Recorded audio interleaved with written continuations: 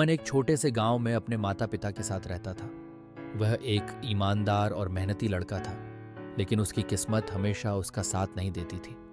उसके पिता एक किसान थे और उनका परिवार खेती से ही अपनी रोजी रोटी कमाता था।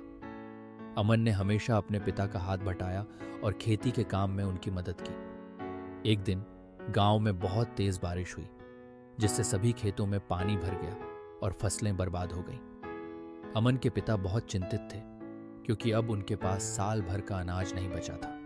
अमन ने अपने पिता से कहा, पिताजी, आप चिंता मत कीजिए, हम फिर से खेत में मेहनत करेंगे और अच्छी फसल उगाएंगे। अगले दिन अमन ने कुछ बीज और आवश्यक सामान लेकर खेत में काम शुरू कर दिया।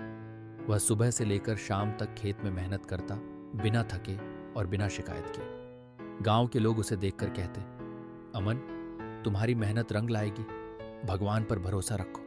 अमन की मेहनत का असर धीरे धीरे दिखने लगा। फसलें फिर से हरी भरी हो गईं और पूरे खेत में लहराने लगी।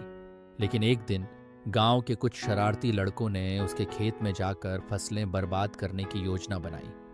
उन्होंने रात के अंधेरे में फसलों को काट डाला और अमन की मेहनत पर पानी फेर दिया। अगली सुबह जब अमन ने अपने खेत की हालत देखी तो उसके पैरों तले जमीन खिसक गई। उसने सोच भी नहीं सकता था कि कोई उसकी मेहनत को इस तरह बर्बाद करेगा।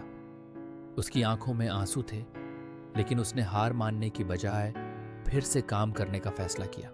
उसने कहा, मैं अपनी मेहनत को कभी बेकार नहीं जाने दूंगा। अमन ने फिर से खेत में काम शुरू किया।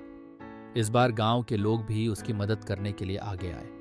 उन्होंने देखा कि अमन ने कभी हार नहीं मानी और हमेशा मेहनत करता रहा। उन्होंने मिलकर फसल को फिर से उगाने में मदद की। कई महीनों की मेहनत के बाद खेतों में फिर से हरी भरी फसलें लहराने लगी। इस बार फसल पहले से भी बेहतर थी।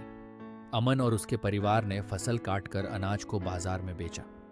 उनके पास इस बार इतना अनाज था कि वे न केवल अपना पेट भर सकते थे, बल्कि बाजार में बेचकर अच्छा मुनाफा भी कमा सकते थे। अमन की इस सफलता से गांव में सभी खुश थे। गांव के बुजुर्गों ने कहा, अमन, तुम्हारी मेहनत ने साबित कर दिया कि सच्ची मेहनत कभी बेकार नहीं जाती। भगवान भी उन्हीं का साथ देते हैं जो सच्चे दिल से काम करते हैं।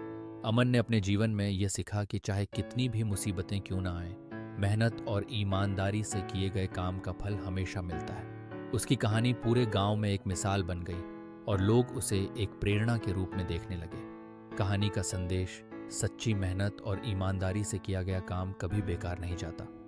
कठिनाइयां चाहे कितनी भी बड़ी क्यों ना हो, हमें हमेशा डटे रहना चाहिए और अपनी मेहनत पर भरोसा रखना चाहिए।